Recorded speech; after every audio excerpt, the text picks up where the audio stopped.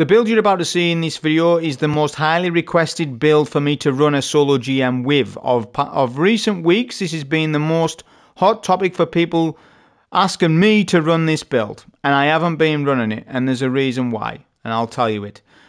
The Grandmaster Nightfall is Lake of Shadows. The surges are Void Surge, Strand Surge, Arc Freight, Champions of Barrier Unstop, Scorched Earth, Chaff, all the regular GM mods. So the most anticipated hot build that people have been asking me to run is the Spirit of the Filaments and Spirit of Starfire Prismatic customized build. The reason why I have not been running it for the last few months is because it's bugged. It's bugged with a fragment. The fragment that it's bugged with is Facet of Protection. Spirit of the Filaments will not proc if Facet of Protection is procced. Well, sometimes it will, sometimes it won't. So it's got a bugged interaction. So in order to make this build work, you've got to take Facet Protection off, which is a shame because you're going to lose 15% damage risk, but you can make it work. If you can get past that hurdle of getting over that mind thing that, oh, I haven't got Facet Protection on, if you can get past that, then you can run the build. Devour will always proc for you if you take this fragment off. I hope it makes sense. So the role, Spirit of the Filaments, Spirit of Starfire. I was a pioneer of this build the last few months, telling people about it because it's very important to the game. One of the best turret builds in the game. Spirit of the Filaments, on cast of an Empowering Rift, will grant you Devour. Defeating a target while Devour is active grants class Spirit energy. That second sentence was only added this year. They buffed Spirit of the Filaments in January or February this year. Spirit of Starfire. Grenades recharge from empowered weapon damage with empowered weapon final blows granting more energy. So this has synergy, these two. And it's all about Empowering Rift and grenades. But it's much deeper than that because Spirit of the Filaments grants Devour on Rift Pop. That means you can run a different aspect. It is a pseudo aspect. That is a very powerful thing just because of that alone. So, in endgame, solo endgame particularly, you need Devour. You need it on. If you don't have Devour, you messed up. However, with my exotic class item I've showed you, you don't need Devour. You can run double turret. This adds more damage and more ability damage as well. So you can run double turret. You can get more Bleak Watchers, more Solar Mortar Souls, you know. So, but the thing about it is you need to use an Empowering Rift. Now, Spirit of Starfire says you need to do empowered weapon damage. That's what it refers to. Don't overcomplicate it, people. A lot of people are confused with the term empowered damage. All it means is that you're standing in an Empowering Rift. That's all it means. Look, Warlock mains, pay attention, look at me in my eyes. Healing Rift, Empowering Rift. Healing Rift, Empowering Rift. See the difference? That's literally it is. Get Empowering Rift on. Get used to it. Talk more about it in the run. So, Spirit of Starfire works on multiple levels of gameplay. Pay attention. It works with Song of Flame. It even works with Song of Flame grenades if you're standing in a rift. Transcendence grenades if you're standing in a rift. And neutral gameplay if you're standing in a rift. So you're going to do more damage and get more ability energy than generally. And you're allowed to use a different aspect other than Devour. I.e. in this case, Helion. That is why it's so powerful. So Spirit of Starfire is working on multiple levels of gameplay. This is like an exotic in itself. Spirit of the Filaments is like an exotic in itself because you don't have to run Devour as an aspect. This is why it's so OP.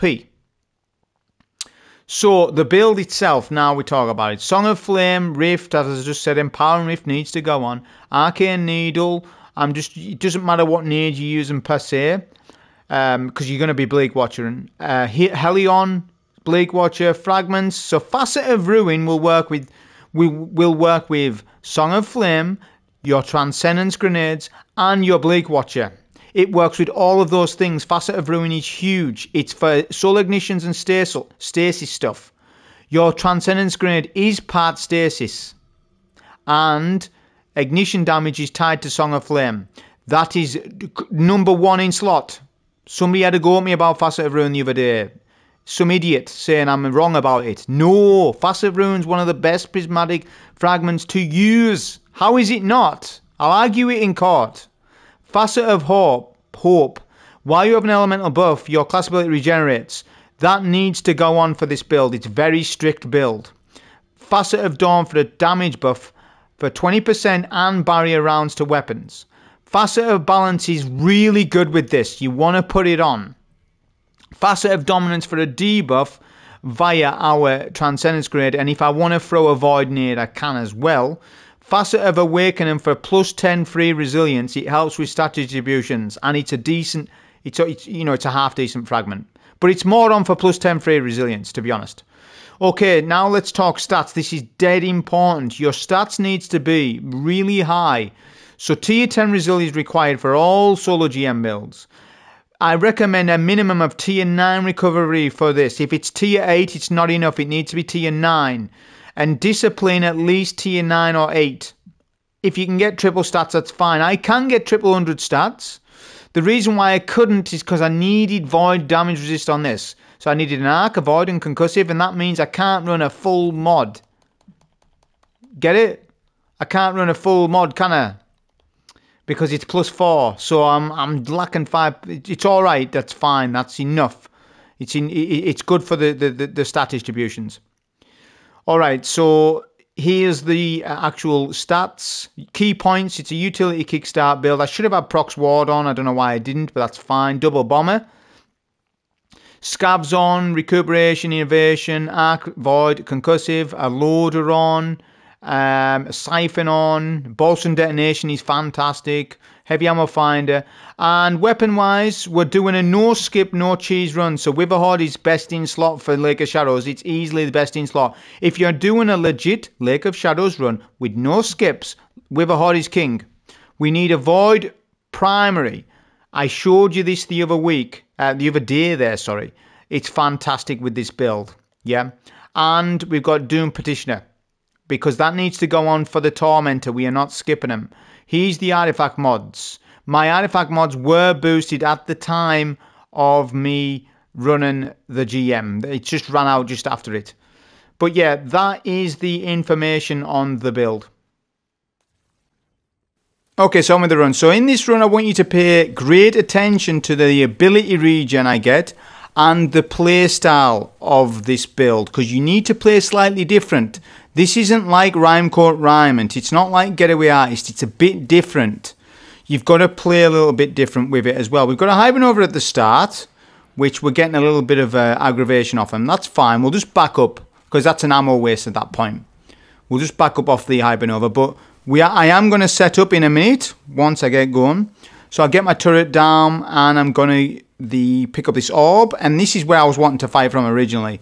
Just had a Hibernova. So we get a rift down, and we've got a turret down, and we've got our solar turret whilst having Devour. That's why this is so powerful. You're going to get more damage than usual, because usual builds revolves around Bleak Watcher and Devour, whereas I've got Devour, Bleak Watcher, and solar turret, and more ability regen. Look, we got Transcendence already. Transcendence is already popped. We get another rift. Put the rift down. We've got an arc turret, a stasis turret up. So we look at how easy this is so far. Apart from the Hibernova, yeah, the Hibernova gave me problems. But he was an elite Hibernova, don't forget. We've got Devour, so I can play, you know, quite aggressive. We get rid of the taken enemies. Now I'm going to get another stasis turret up, and my goal is to pop a Transcendence, and you need to lock down a zone and stand in your rift. Okay, now we get weak there, but I rely on Devour. We're playing a little bit more aggressive. But this build revolves around you locking down a zone and not bunny hopping around like a mad idiot. You need to dial in on your gameplay with your rifts. And I know Warlock mains are not comfortable with a Empowering Rift, and they'd rather have Healing Rift in endgame. And I understand that to a degree, but there's a playstyle to this build, and there is a learning curve to the build, but once you get past that, you will have a lot of fun and the payoff's worth it. Look at what we're doing, best in the game, best Guardian in the game, look at this. Metal Gear Solid 4 gameplay remake, look. That works by just hiding your crit box with this emote. That's how that works. I've explained it many times, but yeah, you can do it on the payloads. Okay, so we skip that phase, but we're not going to skip the unstop, don't worry. We get an Empowering Rift down to proc Devour. I know my Rift's gone, but that's fine. We've got to Devour before we proc Song of Flame. Because we're not going to get Devour like we generally would. On ability kill, we need to pop a Rift before we do things. Again, it's a different way of playing. But look at what we've done there. We've detonated the ship while I'm in my super, so that's worked out perfectly. Both unstops have pushed. Just make sure you get kill credit for both of them. If you do not, look at that jump there.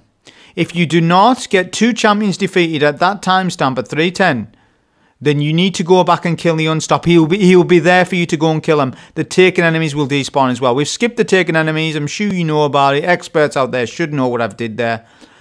But I'm commentating more on the build rather than the spawns, because I can't do both, because everything's happening moment to moment.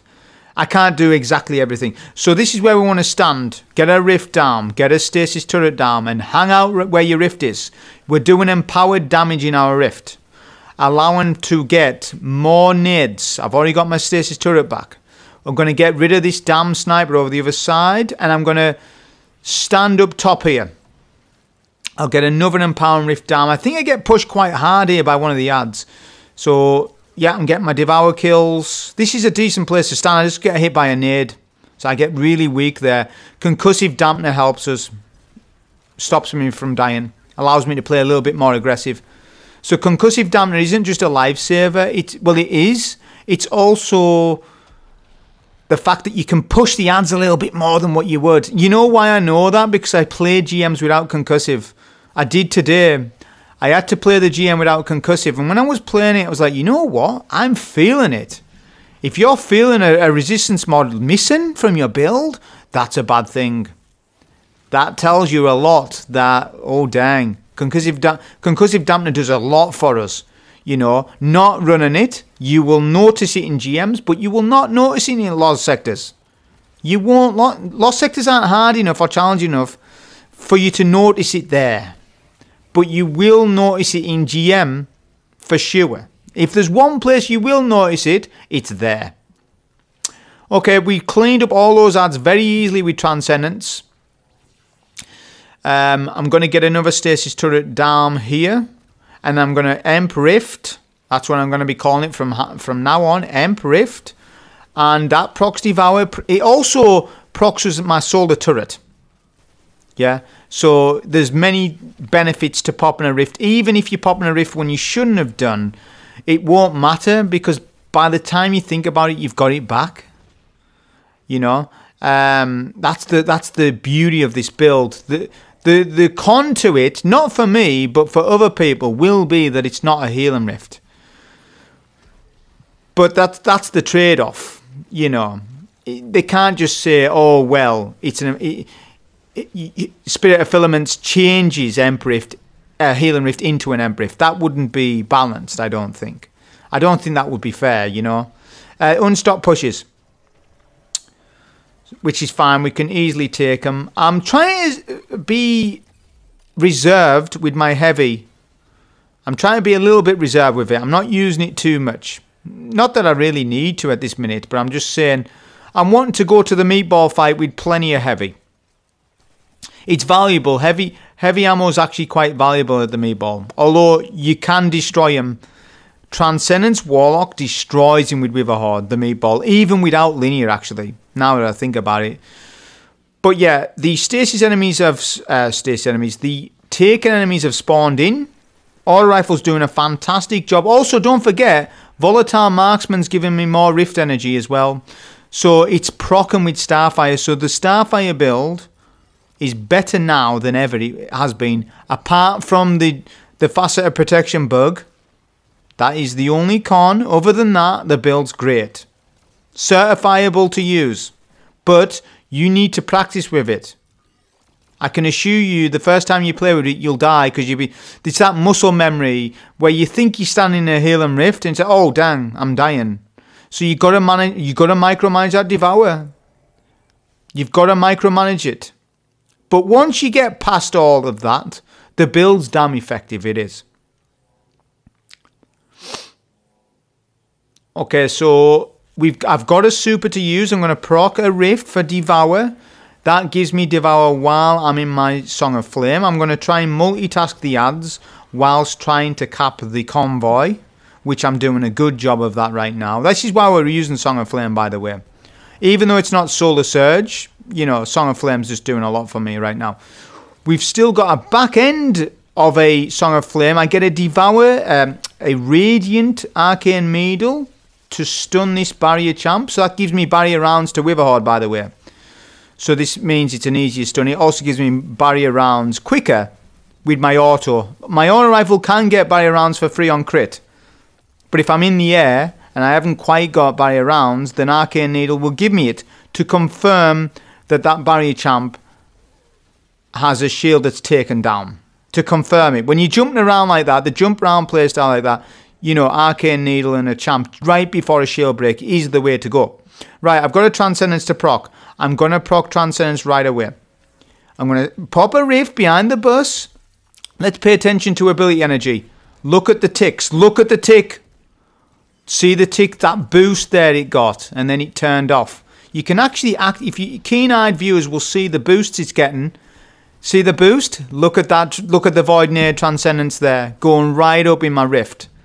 See, that's why it's so good, because you can spam more nades while you're in Transcendence. That's why Spirit Starfire is very important for damage. Not only that, we're getting more damage, right, with being empowered, which is a weapon damage buff in itself. So that's buffing, that is buffing Witherhoard. So the boss needs to get to a 30 HP. I've got a super to use if I need to, and I'm going to have to use it. I wasn't going to, but the wizard spawned on my head, so I had to. I would have preferred just to kill these wizards with Transcendence, which is entirely possible, but that was a bit of a moment. So I was like, yeah, I'll just pop super, it's fine. So, yeah, that's what Song of Flames are there for, to get rid. I'm going to get rid of my super. I'm not damaging the boss. That looks like a failure, but it's not. I'm trying to actually generate the maximum amount of super energy possible in the shortest of time of windows, because I've just used my Song of Flame and I didn't want to use it, so now I'm having to get another cooldown. Because if I get a Drain Wizard on phase 2, which might happen, if I don't have a Song of Flame, there's a 50% chance of death, maybe. If it's a Drain Wizard and it spawns on top of my head and all that stuff, there's a high chance of death. So I'm prepping, just in case. However, if none of the wizards are a Bane, then there's a low chance of death and I'll be able to kill them with my Transcendence alone. But look, that's what I'm saying. I'm trying to micromanage the orbs now, see? So this is why Attrition Orbs is on. This is why I've got Attrition Orbs on, because it's good for times when it's like, oh, I'm close-ish to my Song of Flame. I could do with 3 orbs. Ooh, I'm getting a bit closer, you know, things like that. Song of Flame is a long cooldown. It's not a short one.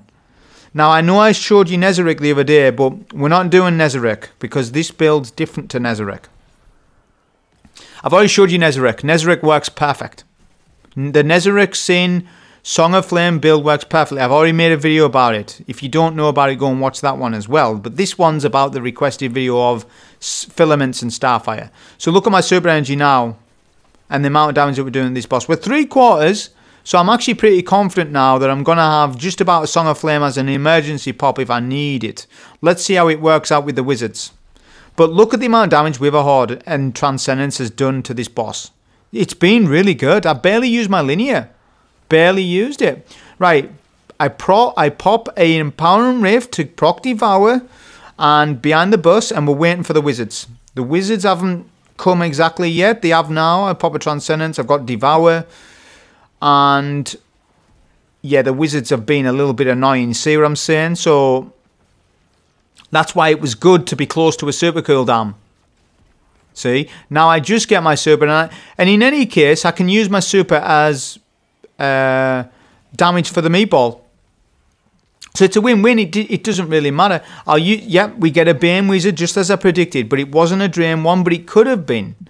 It could have been. And if it was, it wouldn't have been a problem because I had a Song of Flame to pop. Now I can use the Song of Flame for damage anyways because we've got Radiant via it, and just speed up this final phase of damage. That's dealt with everything. This is really, it's not actually too bad. This might look way harder than what it does, but map rotation on this boss is very good if you have Witherhoard equipped. Now, if you don't have Witherhoard equipped and you're using Le Monarch or something, the map rotation's nowhere near as good. I'm on about rotating map damage to the boss. Like this, cycling, as opposed to cheesing the meatball. I'm not cheesing the meatball like I have done in the past. There's loads of places you can stand to cheese him. But it's actually not too difficult to just map rotate. Because Witherhoard's a good run and gun weapon. Because it's got auto and holster intrinsic. And it's doing damage as we rotate around the map. Yeah, and it's giving us lots of Transcendence energy. Witherhoard's a king for Transcendence energy.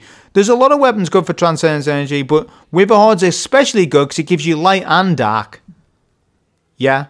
So it works very good. Anyways, 13 minutes in. So let's compare that to the Striker Titan run the other day, which was 12 minutes. This is 1 minute behind a Striker Titan Bolt Charge run. Do you realise how good that is?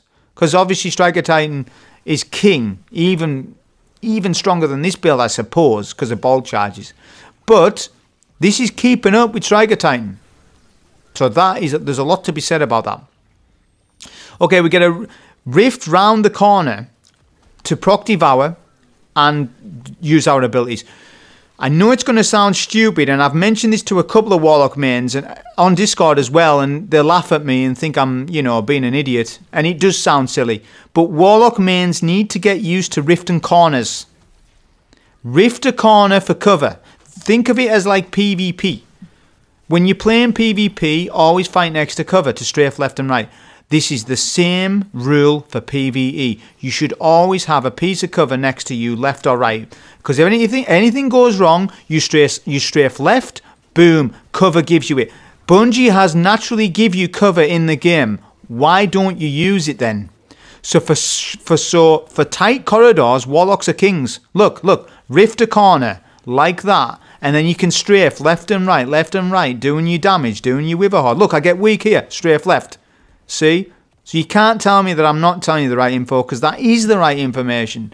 Use and strafe your covers. You need to start looking at the boss design that Bungie has given us for all of the maps. For boss design and overall general GM strike design. On where you should stand. Try and think more vividly about that. Warlocks need to pay attention most of all for positioning, especially on this build. This build is it's a highly curated build. Think of it as like, I don't know, if we compare it to chocolate, this is like a Ferrero Rocher build. Not everyone likes it, not everyone can afford it, but those that do like it love it. Whereas like your Rhymecoat Ryman is like a Cadbury's build or a Hershey chocolate build, right? That's what that is. Everyone gets that type of chocolate. Whereas this build's a specialist build. It's for endgame build crafters, this. If there's any build that's a build crafting build for Warlock, on Prismatic, on Turret, this is the one that's most thought-provoking. Because Rhymecoat Ryman is just sticking an exotic on. Getaway Artist is just sticking an exotic on. This build I'm showing to you today is full-on build crafting to its maximum. Maximising aspects, maximising a spirit to supersede a aspect that we would generally use. All this sort of stuff. Yeah? So for those who enjoy build crafting, Warlock mains, then you need to try this build out. And before you say, oh, well, I'm dying because it's not a healing rift. Well, that's your fault, not mine. And that's something that you need to learn on the build. You need to give it time and give yourself time with a build as well. You can't just stick it on and do one run and say, the build didn't work, it's no good. Do you think no one would get anywhere in life if you had that attitude? So don't have that attitude of, the build didn't work. No, you need to give it a few hours. You need to make sure that you've practiced. So I popped a Song of Flame to gain advantage to kill this Thresher. I'm only going to kill one of the Threshers. This is a happy medium, so there is a skip that you can skip both Threshers. I'm not doing it because it's a high risk move, and it's a 50-50 whether you die or not. So I'm recommending you don't even do it. What I recommend is the happy medium, where you use a Song of Flame, you get to middle middle room, and then you kill this fresher here. You kill this fresher, and then the second fresher you don't need to kill him. There's a way around it to not kill the second one, and you can safely do it, sort of thing. So it's sort of a middle ground strat to get this done without people dying. All it requires is one Song of Flame. That's why I had a Song of Flame prep for it. Right, first fresher's killed. Now we're going to stand where we need to. Just pay attention to the fresher. Make sure he can't see you, because fresher positioning can actually be RNG. These freshers can sometimes be slightly floating more left or right. Believe it or not. Believe it or not. That is crazy, but that's right. I know because of a fresher killing me because I was out of position and I stood exactly where I was now. So yeah, it's something you've got to be paying attention to. So keep popping your turrets, keep popping your rifts. But I'm going to jump over there when the phalanxes are about dead, which they are, look. And I'm going to get a rift right here. This is the best place to stand. Pop a Transcendence. And then we're going to get rid of these champs and VIPs as quickly as we can, because the fresher can do a little bit of damage to you here. Depending on your exact positioning, but you want to get rid of this section as quickly as you can. And I'm going to rush through because I've still got Transcendence. Look, Transcendence. Can I get a Transcendence grenade on this unstop? Boom. You want to prioritize doing things like that. If you've got a Transcendence to like the back end of it, use it on the next section if you can. Run there, sprint, Guardian. I know you're a Warlock, but sprint there, quick, and then use it like that. It's optimizing ability energy to its fullest. Now, my goal is to not use heavy. That's why I was actually really wanting that nade on that champ. Look, because I prioritized this champ and I've got him finishable without the use of heavy. That's really good because I haven't got any heavy at the minute. And we need 12 shots minimum, at least, I think, to kill the Tormentor outright. Now, I'm going to use a super because I'm going to get it back. So this is a good place to pop super. Remember, we're not skipping anything. So this is a good super pop. Remember, Song of Flame gives intrinsic barrier rounds. We're melting everything. We get a finisher kill here. Can we use the back end of Song of Flame? We can. Look, same thing. Try and run to the next bit if you can, if you've got a little bit of a super left or a little bit of Transcendence left. Look at how much we're optimizing this here. Yeah, but this is what it's all about. We can solo this with anything, but that's not the point. It's how we solo it. That's what people want now. People are fully aware that most people can solo GMs now to any degree. Not most people, but they understand it's more frequent than what it was in 2020 or 2021. But what people really like is how stylish points. They want to see a run that's highly developed, whether it be a speedrun way or a build crafting way, or an off-meta way, or some build that nobody's seen before properly, things like that. That is what makes a good YouTube video, especially for solo GM. That is absolutely the most important thing. Yeah, that's why, as I say, I'm optimizing this run as much as I can.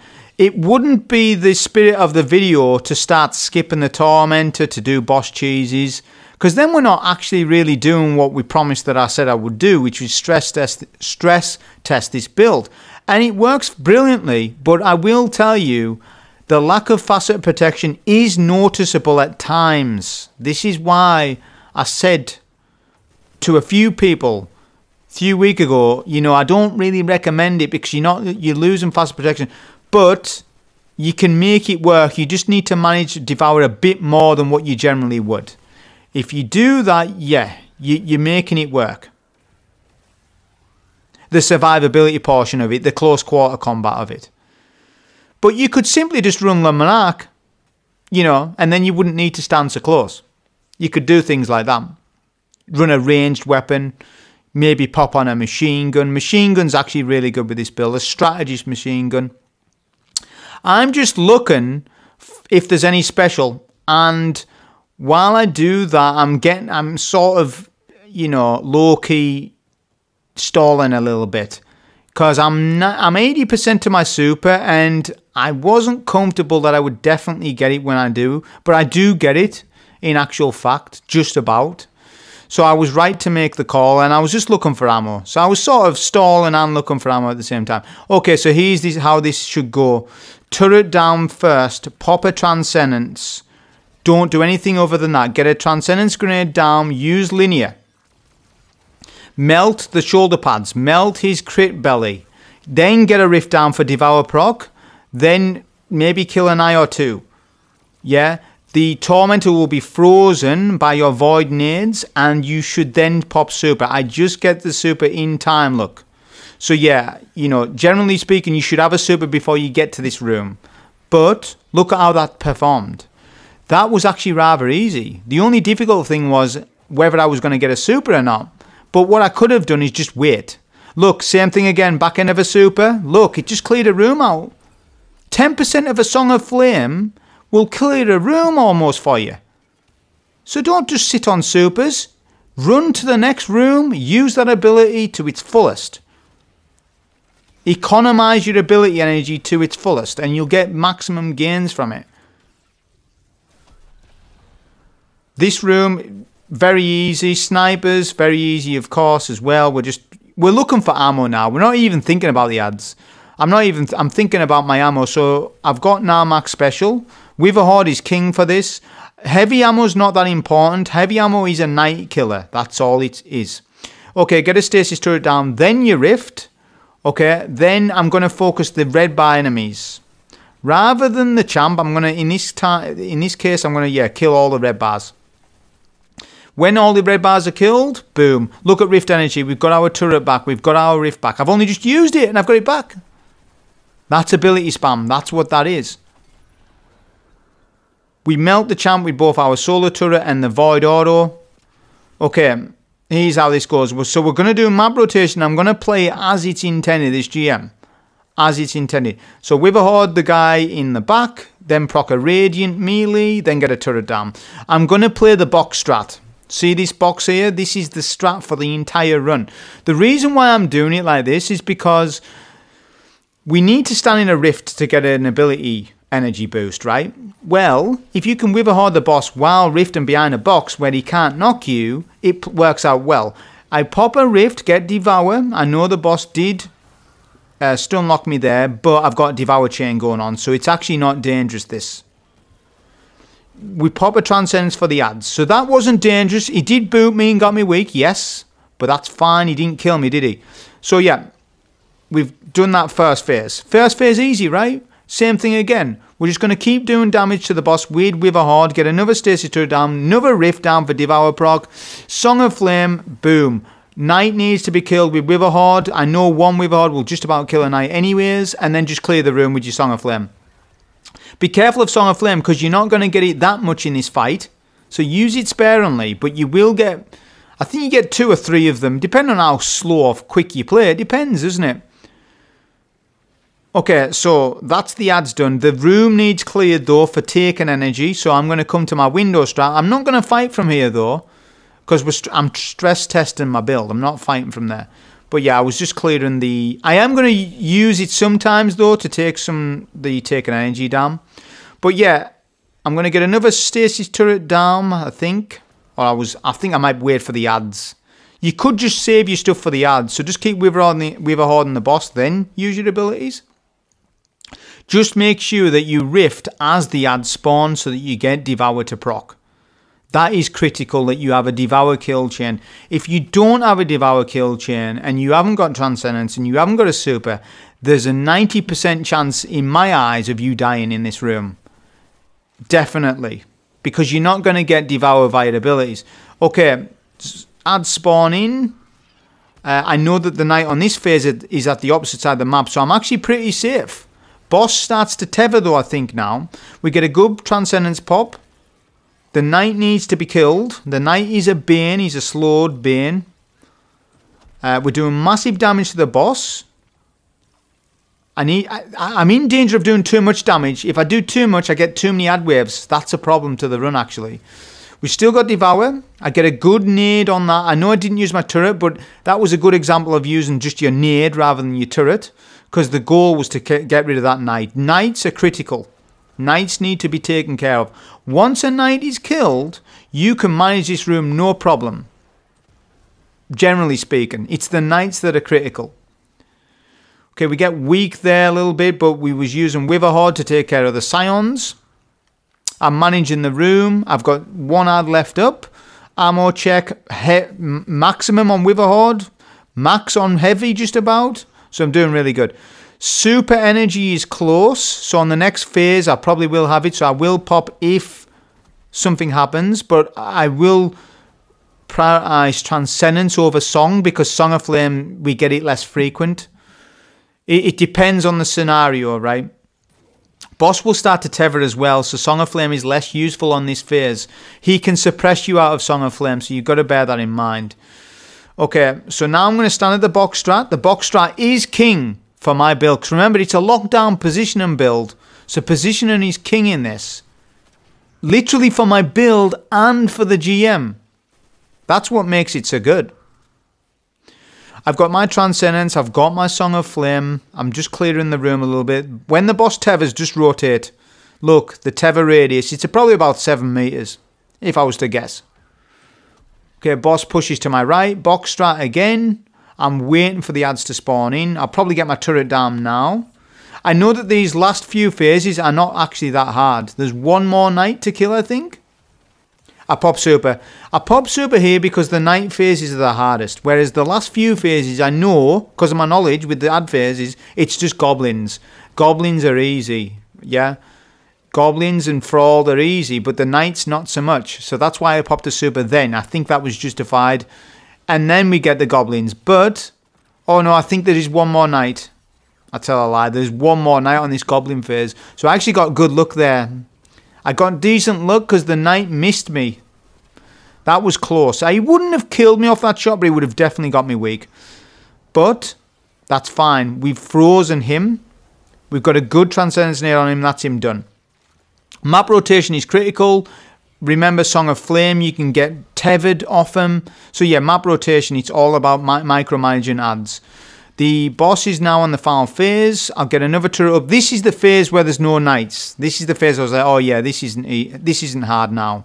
We've got it in a nutshell now. It's the actually first few phases that are the hardest. Once you bypass those phases, it's not too bad at all to control this room and do it legit, especially on this build. But yeah, that was a solo GM with the Spirit of Starfire and Filaments exotic class item roll. Let me know what you think about it with the pairings of the Volatile Marksman with the Void Auto, etc. Hope you enjoy. Thank you.